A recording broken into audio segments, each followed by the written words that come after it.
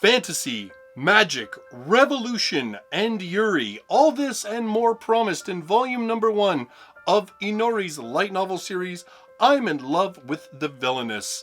This one with artwork by Hanagata. It's released officially in English by 7 Seas with a translation by Jenn Yamazki.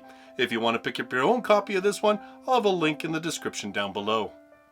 I'm in Love with the Villainess stars our main character Rei, and is told from her first-person perspective as she awakens sitting in a strange classroom and being confronted by a girl that she recognizes as being the villainous character from her favorite otome game. Instead of immediately deciding which of the male leads she wants to romance, Rei decides to immediately follow her natural impulse, which is to pursue Claire. I'm in love with the villainous. It's literal. In any case, the rest of the book follows their adventures through school. It follows Rei as she tries to become closer to Claire, and also in some ways lay the groundwork that you sense is meant to eventually aid and even perhaps protect Claire in the future. I'm in Love with the Villainess does a couple of things that a lot of otome light novels honestly don't do. The first and most obvious one is that the villainess is being pursued by the heroine, and they're both girls, and the heroine openly admits that yes, she is a lesbian and has always had feelings for only women. Obviously, this is different from a lot of other light novels and anime and manga in general, because in a lot of cases, homosexuality is much more implied and not overtly stated by the main character. The book also handles her revelation of her sexuality to a number of classmates in a much more down-to-earth kind of way, with some of them being somewhat surprised, some of them being like, obviously, and even others being actually a little bit uncomfortable about the whole thing.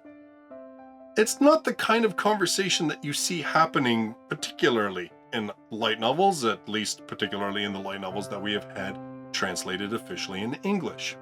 One of the other things that this book does quite differently from a lot of other otome-based light novels, and maybe even just light novels in general, this one really does feel like there's a powder keg building beneath this world. You really do get the sense that some horrible things are about to happen. Even like the big event that happens in this first volume, you get the sense is just kind of the initial spark, that there is far more and far worse yet to come. In fact, it's made pretty clear by Rei's behavior and even some of the things that she says that there is going to be a major upheaval and there may be casualties, and in fact, Claire herself really does have to prepare that no matter what happens, she's going to try and carry through. It's honestly these rare moments that come up and these things that are implied or said with just sort of a one-off line that makes Rei a more likable and interesting character.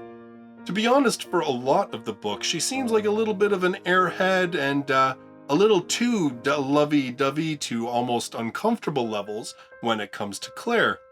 But when you pay attention to what she says, when you pay attention to the moments where she could potentially ask something, let's say, inappropriate of Claire, she instead does something that heavily implies she's trying to prepare Claire for something that's about to happen.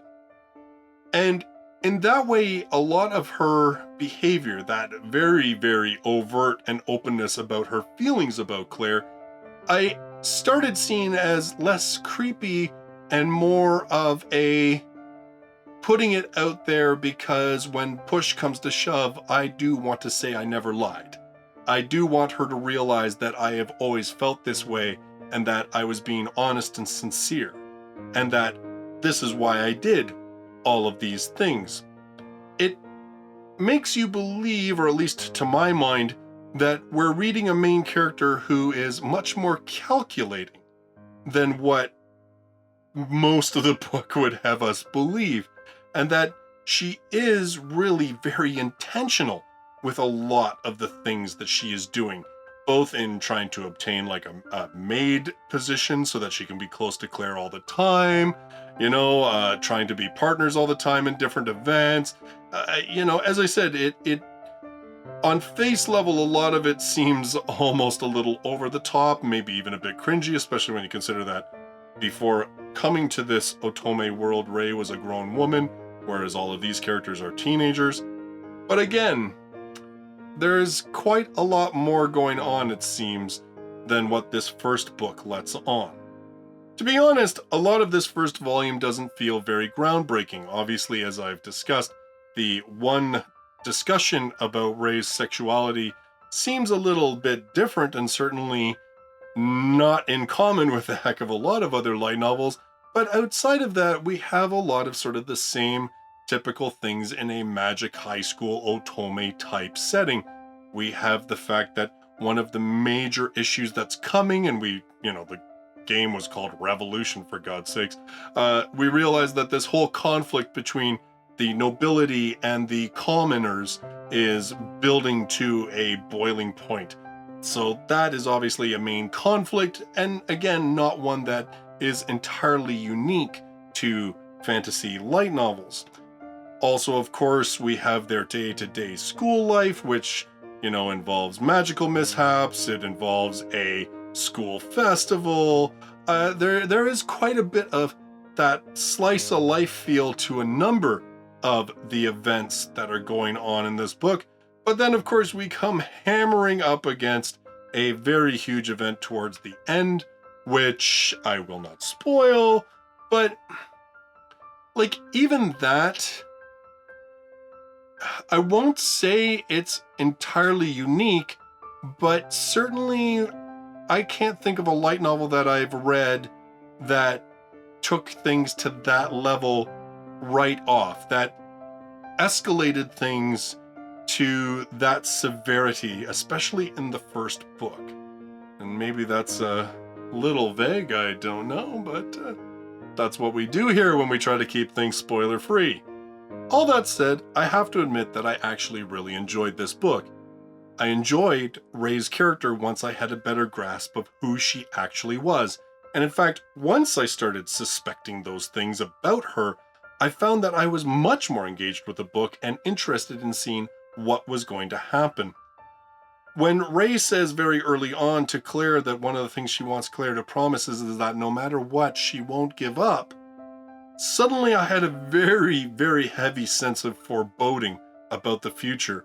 And the very fact that, this is kind of a spoiler, but the very fact that this book ends with that promise not quite yet having to be fulfilled, just kind of says that even bigger stuff is coming.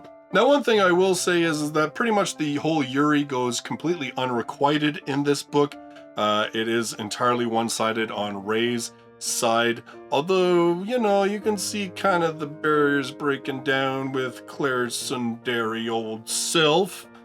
So overall, this one, really enjoyable, although most definitely feels like it's keeping a lot of the best stuff for its later volume. There's only 3 books in the series. I don't know if there is a 4th. I know there's only 3 that have been released in Japan.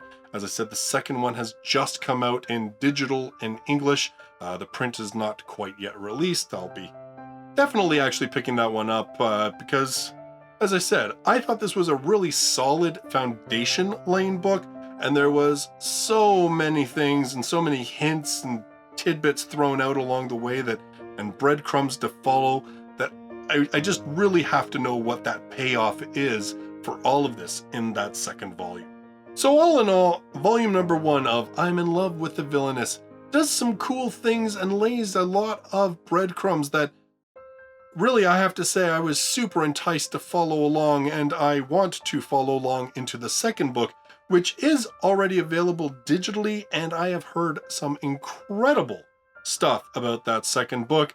Incredible from a plot point of view, incredible from character building point of view, and incredible from representation of the LGBTQ community point of view. So sounds like it hits a lot of the stuff that it's set up in this first volume just out of the park. So all in all, a very strong first book. Again, probably not exactly as revolutionary as the title of the game would suggest, but it does do a lot of really solid ground laying, and based on what I'm hearing, really delivers in the future volumes as you would hope it would do. In this video, I want to say a special thanks to Michaela Werner, Jean-Luc Chartier, Mirage, New Villaric, and Ine Elkana for their support on Patreon, as well as the support of all of my patrons who help me to keep the channel running, as well as supporting all of my light novel projects, not just the YouTube channel, but also the Light Novel Podcast and EnglishLightNovels.com. For my next review, I'm gonna stick with the whole isekai fantasy type genre, and honestly, this one's probably much more of even just a slow slice of life kind of title. Anyway, it's going to be In the Land of Leedale, volume number 1. That'll be my next review. In the meantime, thank you so much for joining me in this video, and I look forward to seeing you in the next one. Till then, bye-bye for now.